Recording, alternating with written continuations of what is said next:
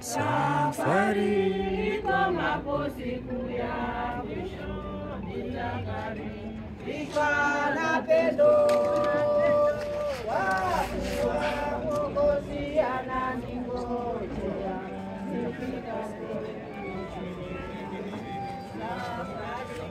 Safari kama siku ya mwisho nitakaribishwa na pendo kwa kuwa Mwokozi ananingojea nifikapo mwisho wa mwendo.